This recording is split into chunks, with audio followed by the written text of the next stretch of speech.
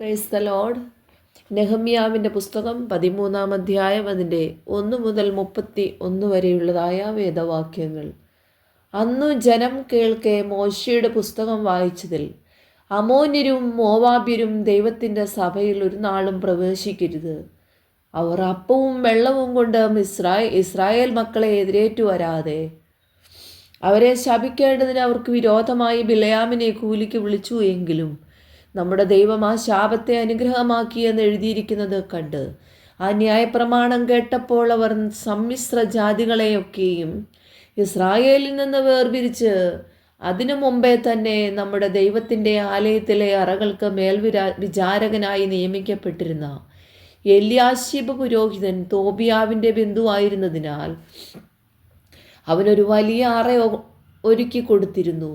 മുമ്പേ അവിടെ ഭോജനയാഗം, കുന്തുരുക്കം, ഉപകരണങ്ങൾ എന്നിവയും ലേവ്യർക്കും സംഗീതക്കാർക്കും വാതിൽ കാവൽക്കാർക്കും വേണ്ടി നിയമിച്ച ധാന്യം, വീഞ്ഞ്, എണ്ണ എന്നിവയുടെ ദശാംശവും പുരോഹിതന്മാർക്കുള്ള ഉദർച്ചാർപ്പണങ്ങളും വച്ചിരുന്നു. ഈ കാലത്തൊക്കെയും ഞാൻ യെരൂശലേമിലുണ്ടായിരുന്നില്ല. ബാബേൽ രാജാവായ അർത്തകശ്രഷ്ടാവിൻ്റെ 32-ാം ആണ്ടിൽ ഞാൻ രാജാവിൻ്റെ അടുക്കൽ പോയിരുന്നു. കുറേ നാൾ കഴിഞ്ഞിട്ട് ഞാൻ രാജാവിനോട് അനുവാദം വാങ്ങി.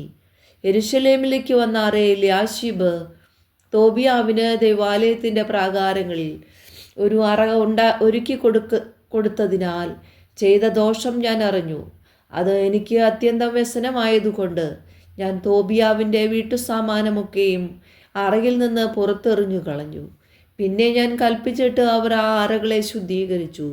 ദൈവാലയത്തിലെ ഉപകരണങ്ങളും ഭോജനയാഗവും കുന്തുരുക്കവും ഞാൻ വീണ്ടും അവിടെ വരുത്തി.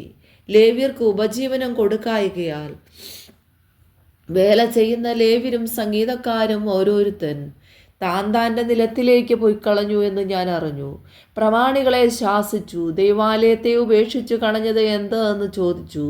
അവരെ കൂട്ടിവരുത്തി അവരുടെ സ്ഥാനത്ത് നിർത്തി. പിന്നെ എല്ലാ യഹൂദന്മാരും ധാന്യം, വീഞ്ഞ്, എണ്ണ എന്നിവയുടെ ദശാംശം ഭണ്ഡാരഗ്രഹങ്ങളിലേക്ക് കൊണ്ടുവന്നു. ഞാൻ ശെലേമ്യ പുരോഹിതനെയും സാദോക്ക് ശാസ്ത്രിയെയും ലേവ്യരിൽ പെദായയെയും ഇവർക്ക് സഹായിയായിട്ട് മഥന്യാവിൻ്റെ മകനായ സക്കൂരിൻ്റെ മകൻ ഹാനാനെയും ഭണ്ഡാരഗ്രഹങ്ങളുടെ മേൽവിചാരകന്മാരായി നിയമിച്ചു. അവരെ വിശ്വസ്തരെന്ന് എണ്ണിയിരുന്നു. തങ്ങളുടെ സഹോദരന്മാർക്ക് പങ്കിട്ടു കൊടുക്കുന്നതായിരുന്നു അവരുടെ ഉദ്യോഗം. എൻ്റെ ദൈവമേ, ഇത് എനിക്കായി ഓർക്കണമേ. ഞാൻ എൻ്റെ ദൈവത്തിൻ്റെ ആലയത്തിനും അതിലെ ശുശ്രൂഷയ്ക്കും വേണ്ടി ചെയ്ത എൻ്റെ സൽപ്രവർത്തികളെ വായിച്ചു കളയരുതേ. ആ കാലത്തെ യഹൂദായിൽ ചിലർ ശബത്തിൽ മുന്തിരിച്ചക്ക ചവിട്ടുന്നതും കറ്റ കൊണ്ടുവരുന്നതും കഴുതപ്പുറത്ത് ചുമട് കയറ്റുന്നതും ശബത്തിൽ വീഞ്ഞ്, മുന്തിരിപ്പഴം, അത്തിപ്പഴം മുതലായ ചുമടെല്ലാം യെരൂശലേമിലേക്ക് ചുമന്നു കൊണ്ടുവരുന്നതും കണ്ടു. അവർ ഭക്ഷണ സാധനം വിൽക്കുന്ന ദിവസത്തിൽ ഞാൻ അവരെ പ്രബോധിപ്പിച്ചു. സൗര്യരും അവിടെ പാർത്തു. മത്സ്യവും പലചരക്കും കൊണ്ടുവന്നു. ശബത്തിൽ യഹൂദ്യർക്കും യെരൂശലേമിനും വിറ്റുപോന്നു.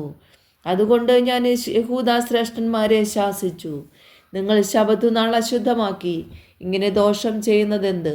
നിങ്ങളുടെ പിതാക്കന്മാർ ഇങ്ങനെ ചെയ്തതിനാലല്ലയോ നമ്മുടെ ദൈവം നമ്മുടെ മേലും ഈ നഗരത്തിന്മേലും ഈ അനർത്ഥമൊക്കെയും വരുത്തിയിരിക്കുന്നത്? എന്നാൽ നിങ്ങൾ ശബത്തിനെ അശുദ്ധമാക്കുന്നതിനാൽ ഇസ്രായേലിന്മേലുള്ള ക്രോധം വർദ്ധിപ്പിക്കുന്നു എന്ന് അവരോട് പറഞ്ഞു. പിന്നെ ശബത്തിന് മുമ്പേ യെരൂശലേം നഗരവാതിലുകളിൽ ഇരുട്ടായി തുടങ്ങുമ്പോൾ വാതിലുകൾ അടപ്പാനും ശബത്ത് കഴിയും വരെ അവ തുറക്കാതിരിപ്പാനും ഞാൻ കൽപ്പിച്ചു. ശബത്തു നാളിൽ ഒരു ചുമടും അകത്തു കടത്താതിരിക്കേണ്ടതിന് വാതിലുകൾക്കരികെ എൻ്റെ ആളുകളിൽ ചിലരെ നിർത്തി. അതുകൊണ്ട് കച്ചവടക്കാരും പലചരക്ക് വിൽക്കുന്നവരും 1-2 പ്രാവശ്യം യെരൂശലേമിന് പുറത്ത് രാപാർത്തു. ആകയാൽ ഞാൻ അവരെ പ്രബോധിപ്പിച്ചു, നിങ്ങൾ മതിലിനരികെ രാപാർക്കുന്നത് എന്ത്? നിങ്ങൾ ഇനിയും അങ്ങനെ ചെയ്താൽ ഞാൻ നിങ്ങളെ പിടിക്കുമെന്നവരോട് പറഞ്ഞു. ആ കാലം മുതൽ അവർ ശബത്തിൽ വരാതെയിരുന്നു. ലേവ്യരോട് ഞാൻ ശബത്ത് നാളിനെ വിശുദ്ധീകരിക്കേണ്ടതിന് തങ്ങളെ തന്നെ വിശുദ്ധീകരിക്കുകയും വന്നു വാതിലുകളെ കാക്കുകയും ചെയ്യുവാൻ കൽപ്പിച്ചു. എൻ്റെ ദൈവമേ, ഇതും എനിക്കായി ഓർത്ത് നിന്റെ മഹാദയപ്രകാരം എന്നോട് കനിവ് തോന്നണമേ.